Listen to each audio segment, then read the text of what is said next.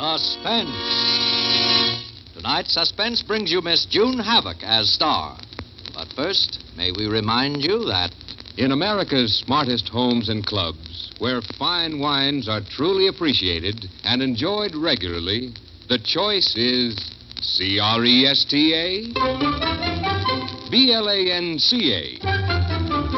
Cresta, Blanca, Cresta Blanca, Cresta Blanca. From the finest of the vines come Cresta Blanca California wines, patiently created to please the knowing tongue. Let the proudest name in wine, Cresta Blanca, enrich your daily living. Add luster to your hospitality. Pour Cresta Blanca souvenir sherry or port, or any Cresta Blanca wine. There's one for every occasion, for every taste. Shenley's Cresta Blanca Wine Company, Livermore, California. And now, Shenley brings you radio's outstanding theater of thrills, Suspense. Presented by Roma Wines. That's R-O-M-A. Roma Wines of Fresno, California. And starring June Havoc In Subway, a suspense play produced, edited, and directed for Shenley by William Spear.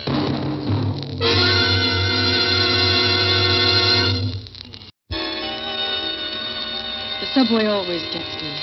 I have to stand back from the edge of the platform when a train's coming in because, well, heights don't bother me, or closed-in places, or any of those other things that give some people the willies. No, with me it's the subway. The shining tracks and the train roaring in out of the black. And I always make myself stand way back when I'm waiting.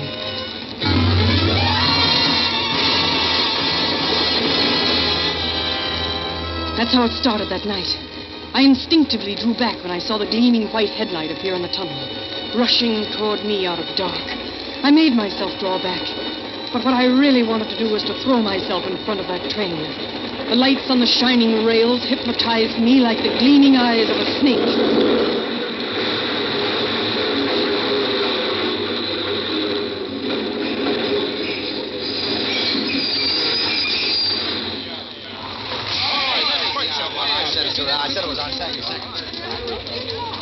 I stepped backwards in a panic, but that 5 o'clock mob poured in behind me and shoved and pulled me with it. I'd been pushed around all day, and I had this awful cold, and I hated everybody. That's a terrible thing to say, I guess, but that's the way I felt, like committing murder.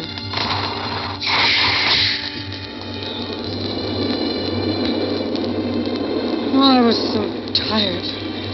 So worn out, my feet felt glued to my shoes. And of all the people in the world I didn't want to see, wouldn't that just have to be the night I was shoved right next to Ruth Carney? Paula Stevens! Where have you been keeping yourself? I haven't seen you since the academy.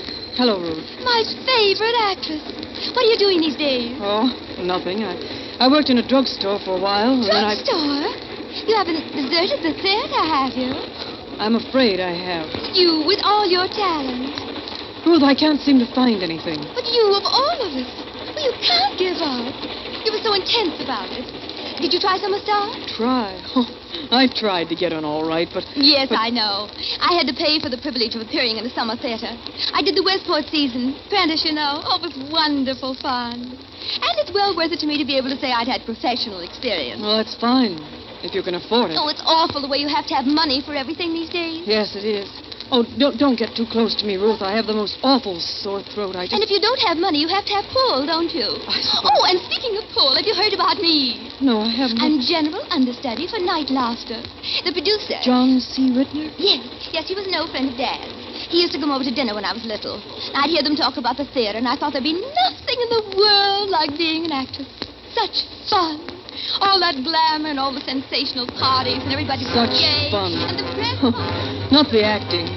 Not the thrill of working at something you wanted to do so much that not doing it makes you not want to live. No. Oh, no. It's such fun. And parties. Wearing expensive suits like the one she had on. Ruth chattered on, and I looked at her. The subway stopped. More people got on. And still more and more. It seemed as though they'd never stop getting on. Someone would grab the doors and hold them open, and they kept trying to close them. A fat man chewing a horrible, cold cigar stub pushed me still closer to Ruth, and... I'm sorry, lady. I jumped as something sharp stuck into my side. I was puzzled for a moment, and then I remembered the scissors Mother had asked me to get for her. They were very sharp, and they'd ruined my purse. But it didn't make any difference. It was old, like everything else I had. I closed my hand over the scissors, and I held them tightly so they wouldn't do any more damage. And then, I don't know why, I found myself staring at Ruth's hat. It was so smart, so expensive, so everything that mine wasn't. I found myself hating Ruth's hat.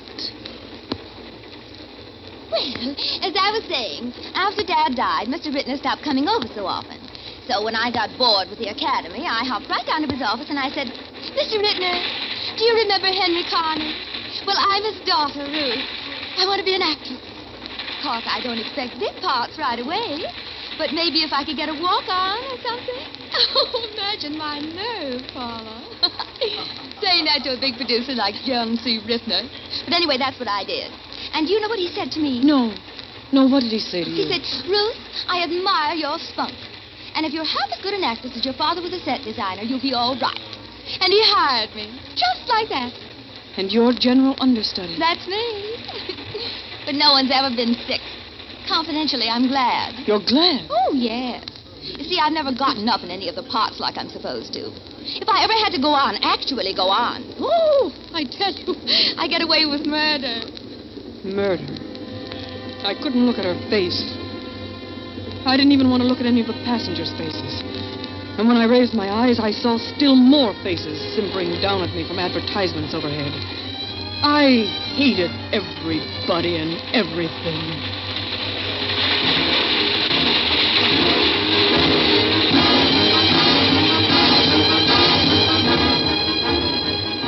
I turned and looked outside the windows. The wet, slimy darkness was roaring past like black death. One faulty switch, one obstruction on the tracks could bring it crashing in on all of us. And who'd be the losers? Not Ruth with her silly chatter. Not these other passengers with their tired, blank faces. And not me. Oh, certainly not me. My own tired, blank face was reflected in the window pane, gray and thin. And it didn't seem out of place shimmering in that air of black death just outside. Mr. Rittner's a wonderful man, really, Paula. You should meet him. Matter of fact, well, I hadn't meant to tell you this. I didn't want to build your hopes up, but I've told him about you. About me? Yes. You know, I always did think you had loads of talent. So I told him one day, Mr. Rittner, if anything ever happens to me, should you decide to give me a real part in your new show, why, don't worry about who general understudy night's after. I know just the girl, Paula Stevens. Ruth, you told him that? Yes. And if the time ever comes and I have to leave, well, he knows your name and everything. But don't build up your hopes, honey. He hasn't a part for me in the new show. Oh. And as far as anything happening to make me quit, well, there isn't the slightest chance.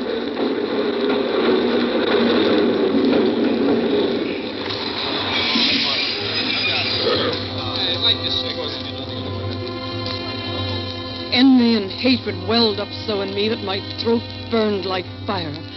And the fat man with that cigar was leaning against me, and I lashed out like a drowning person. Hey, watch it, lady, watch it there. I took it out on him.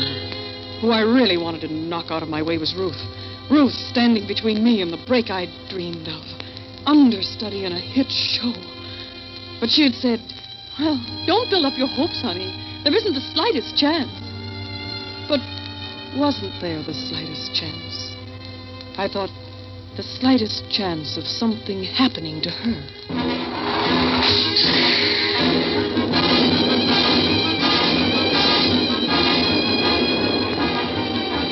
The train started up again.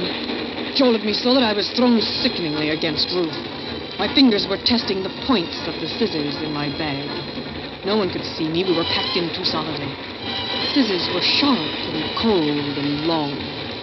Yes, they seemed long enough. I kept my eyes on the dim lights and dirty concrete and tiles of the station we sped through as the train throbbed along uptown. I was holding the scissors as though they were a weapon. I was suddenly sure that at some time or another scissors had been used as a weapon. The scissors in my bag seemed to grow bigger with an idea. Idea and scissors. Scissors and idea. They were increasing in size. The ache in my throat had gone up into my ears, too, throbbing, keeping time with the throbbing of the subway. I looked away from the blackness outside and stared up at the white light of the ceiling. The electric fan overhead was suspended like a spider. Suspended like a spider. Like a spider that was spinning. No, not spinning as a spider should spin, but whirling. Yes, that was it, whirling. Like my brain was whirling.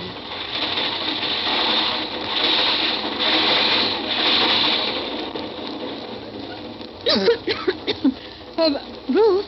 Yes? You play on Sundays, don't you? Oh, yes. No show tonight, then. Ruth, why don't you come home and eat with me? There's just Mother and me. We'll be all alone. Oh, I'd love to, Paula. Frankly, I didn't have anything to look forward to but a boring evening. I'm glad now I couldn't find a taxi. Well, Mother will be very glad to see you. Oh, it's very sweet of you to ask me. I haven't had a home-cooked meal in a long time. A casual invitation after a casual meeting. No one knew that Ruth was coming to my house for dinner. Ruth didn't even know where I lived. Get her off the subway a few stations early. Many empty lots up this way. Then one thrust of these sharp scissors, ordinary scissors, brand new scissors, and a body in an empty lot. And after a few days, after the funeral, a humble application to Mr. John C. Rittner for my girlfriend's job. He'd remember I'd been recommended by Ruth herself. Oh, and I'll show them. I'll know every line perfectly. And one night the star will not go on. No, I'll go on. That will be it. The noise outside didn't seem like the roar of the subway anymore. It was like tremendous applause. Applause for me.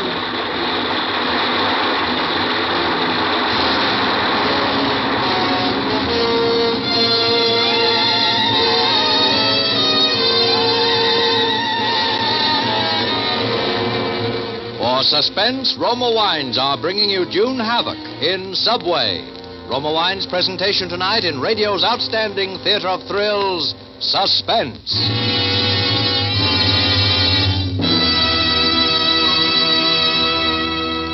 Suspense, radio's outstanding theater of thrills, is presented by Roma Wines. That's R-O-M-A, better tasting Roma Wines from the world's greatest reserves of fine wines. Tomorrow night is Halloween, and that will be the time for gay parties and friendly get-togethers. Now, here's a wonderful yet inexpensive way to make these occasions truly delightful. Simply set out some fruit, cheese, and nuts, and serve delicious Roma California wine. In less time than it takes to tell, you're enjoying a delightful party. Yes, any occasion takes on a gala note when better tasting Roma wines are served. So brighten your party with tempting nut-like Roma sherry, fruity, full-bodied Roma port, or smooth, mellow Roma muscatel or tokay. As you savor the mellow perfection of these fine Roma wines, you'll understand why more Americans enjoy Roma than any other wines. So for smart, low-cost hospitality, or for an everyday family treat, serve better-tasting Roma wines. That's R-O-M-A, Roma Wines, America's largest-selling wines. And now, Roma Wines bring back to our Hollywood soundstage June Havoc, starring as Paula Stevens, with Lurene Tuttle as Ruth in Subway, a play well calculated to keep you in suspense.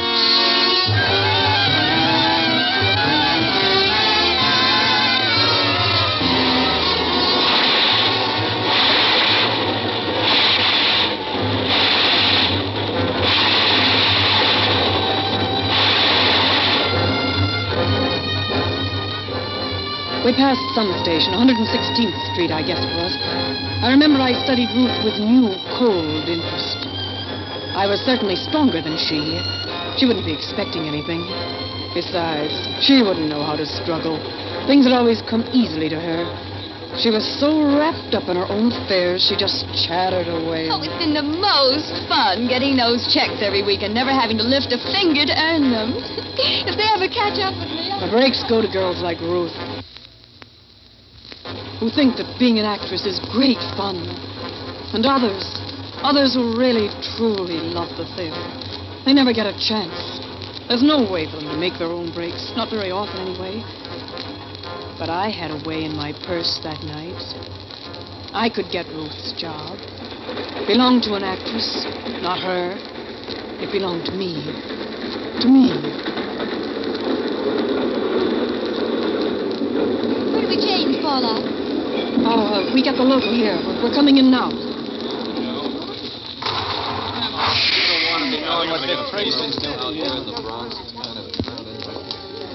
We pushed and elbowed and jostled our way out of the car. We were the last ones out. So we had to turn around and face the tracks with a solid mob at our back.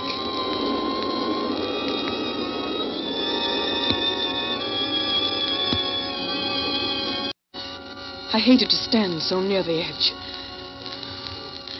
But there was no way to get to the middle of the platform without bullying my way through. And I didn't want to have to explain to Ruth how I felt. But I managed to get my feet placed an inch or so in back of her as we stood wedged in the crowd. That made me feel a little better. Ruth between me and the tracks. Ruth between me and my destiny. Ruth, always in the way. Just a little push, I thought. Maybe it would be easier.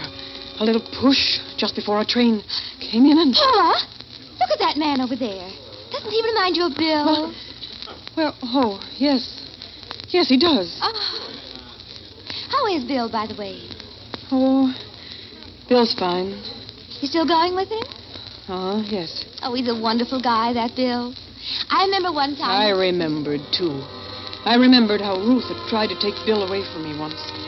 She'd done everything in her power. And there for a while, I thought she was going to succeed, too. But she hadn't. He was too nice. He wasn't the type to care if a girl couldn't dress in the latest styles, and if she didn't have the smartest hats. I knew him first, you know. Yes, I know you did. He used to date me before he knew you. He was just a kid, of course, and I got interested in another boy. But believe me, when I ran into Bill about a year ago, I couldn't help thinking that maybe I'd made a mistake in giving him up so easily. You didn't give him up too easily. Oh, yes, I did. Much easier than I would now if I had it to do all over again. You're very serious about him, aren't you? Yes, very. You take everything pretty seriously, don't you, Paula? Ruth was standing on the edge, and she wasn't laughing anymore. She was staring at me in a very peculiar way. She moved around in back of me, and now I was on the edge. In spite of myself, I looked down at the gleaming rails. 2 long silver ribbons pointing toward the black hole where the platform broke off and the walls closed in. And the train was approaching. I watched the tracks, fascinated. I waited for the hypnotic gleam of the headlights to make the rails sparkle and shine and beckon to me. And then the headlights beamed at me out of the void. At me. It was a great warm spotlight. And I swayed over the edge to meet it. And I couldn't stop myself.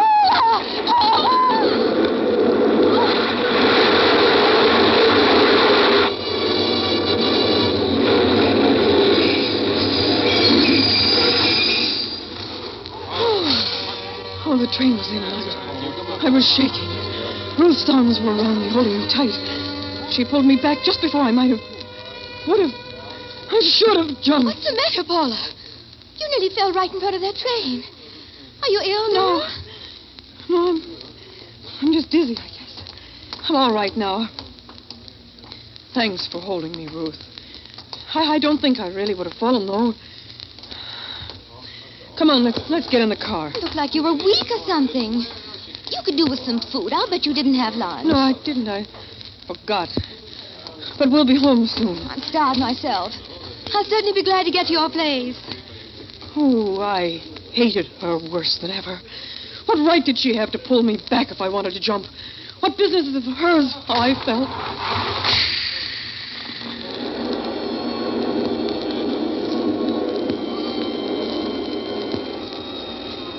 I felt for the scissors in my purse. I wrapped my handkerchief around the handle. No fingerprints, no clues, no motive. Nothing that would be connected with me. A friend that hadn't seen her in ages, and what motive could I have? All I wanted was her job, and nobody would ever think that I had committed murder to get a job. People just didn't do things like that. Not unless they were desperate and bitter with nothing to lose. I think we can grab a couple of seats in a minute. Those two men are getting off. Wouldn't you think they'd have offered them to us in the first place? Really, men in New York. I followed her lead, and we got the seats. And I sat down very carefully, like an old woman. I hadn't sat down all day.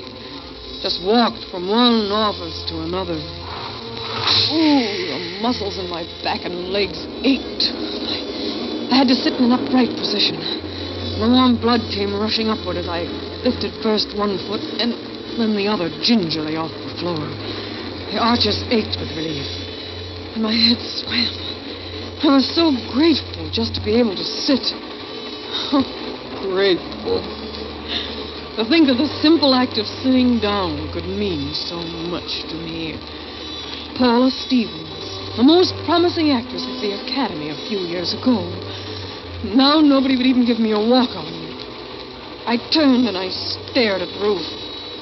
I thought, maybe I won't wait for the empty lot. Paula, what's the matter with you? Here we are sitting down and comfortable, and you're frowning like a bear with a sore tooth. What are you frowning about? I looked around desperately for something I could be frowning at. A man across the aisle was reading a newspaper, and I saw a headline. That could be making me frown. I indicated it. Oh, you mean the headline? Yes.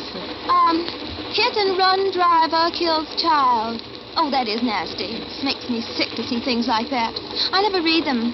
Does it affect you that way? Yes, the lowest form of humanity.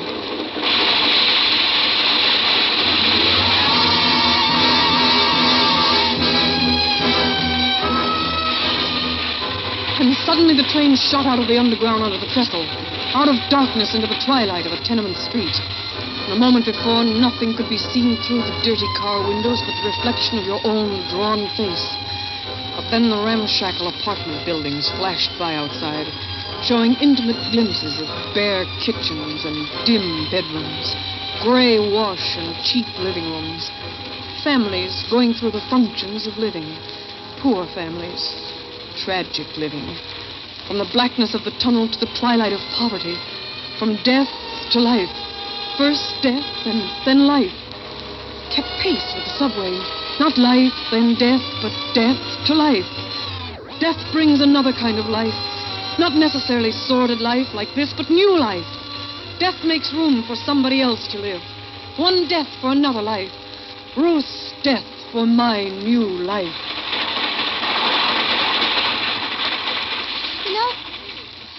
Thinking about that headline, too. I mean, the one about the hit-and-run driver. I suppose I do get panicky. Well, they're still the lowest form of humanity. Still and all, I think I can understand how it could happen to anybody. You're driving along, maybe thinking of something else, maybe going a little too fast. You know what I mean. You're just anxious to get someplace in a hurry, and you aren't watching what's ahead. And all of a sudden, bingo, you've hit something. Does that mean you shouldn't stop and... Well, you don't know what you've hit. Maybe it's just an old crate or a pile of junk. It isn't necessarily a kid or a dog, even. You just don't know. And if you stop and look, you may find you're a murderer. Yes, but if you keep on, you can tell yourself it was just an old piece of junk and go on your way. Now, I can understand a hit-and-run driver. Yes, I can. Oh, why was she raving about a hit-and-run driver? She wore the subject ragged. Well, I thought anyway it won't be much longer now. I won't have to listen to her much longer anyway.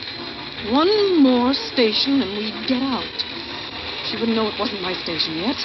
And then we'd walk over by the lot, cut across it in the dark. The scissors. One hard plunge.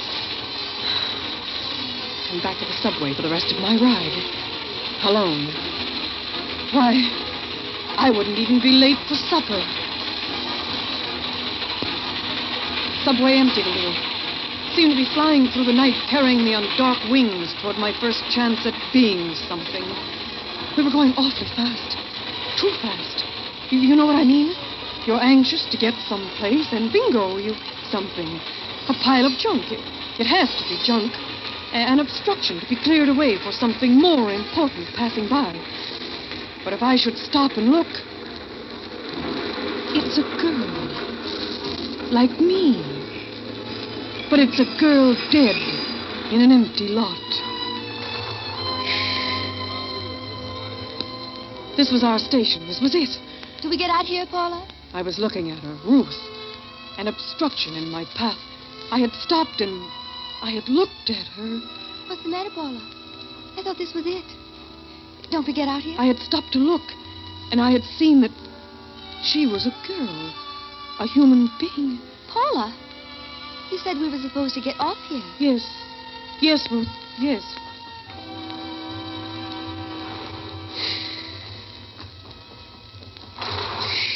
The train started away without us. Somehow it seemed to run more smoothly, as though its wings were light instead of dark. And I was strangely rested. My mind was blank, and I rolled the blankness around, and I tasted it. I swallowed, and my mouth and my throat, it felt better. Balls of yesterday's newspapers scurried off the platform and flattened themselves in the corners, and... I'll be glad to get there. Oh, yes. I'm starved. Ruth was a girl. She was a human being. Everybody on that subway was an individual human being. And I had to drive according to the rules. I couldn't hit and run. How could I have ever thought that I could? If I had to get there the hard way, well, I could take it. This way, Paula? Yes. Yes, this way, Ruth. Into the light. I climbed the ramp to the street exit with a new bounce in my feet. I felt in my purse, only to wrap my handkerchief carefully around the scissor points, not the handles. I couldn't afford to completely ruin my already damaged bag. And Ruth was chattering again. Soon we'd be home. And as she chattered, I thought, Ruth's older than I, but she seems like a child. She'll probably never grow up. But I did. That night, arm in arm with Ruth, we walked past an empty lot. And I never even thought of looking back.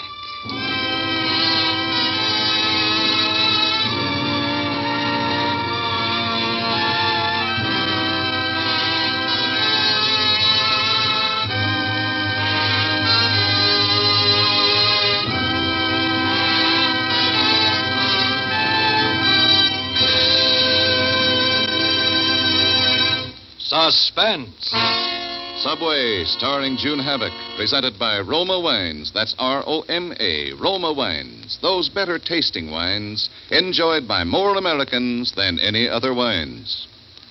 This is Truman Bradley, reminding you that when you enjoy Roma California wines, you enjoy the goodness of natural juices, pressed from choice, full-ripe California grapes. Then, with ancient skills and the world's greatest winemaking resources, Roma master vintners guide this grape treasure unhurriedly to tempting taste perfection. These better tasting Roma wines are placed with other mellow Roma wines. And from these reserves, the world's greatest reserves of fine wines, Roma later selects for your enjoyment. With another weekend of football and fun coming up, it's a good idea to lay in an assortment of better tasting Roma wines, such as gold and amber Roma sherry, ruby red Roma port, or flame bright Roma muscatel. Then you'll be sure of pleasing friends and neighbors who drop in, as well as your family. Because these delicious Roma wines, that's R-O-M-A, Roma wines, are America's favorite wines. Tonight's suspense play was by Eileen Douglas Walzer and Mel Donnelly. Next Thursday, same time, you will hear radio's inimitable Henry Morgan as star of Suspense.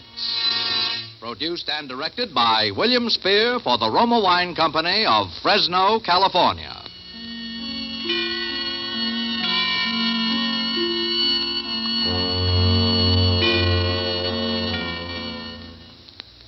Listen again next week at this same time for Suspense.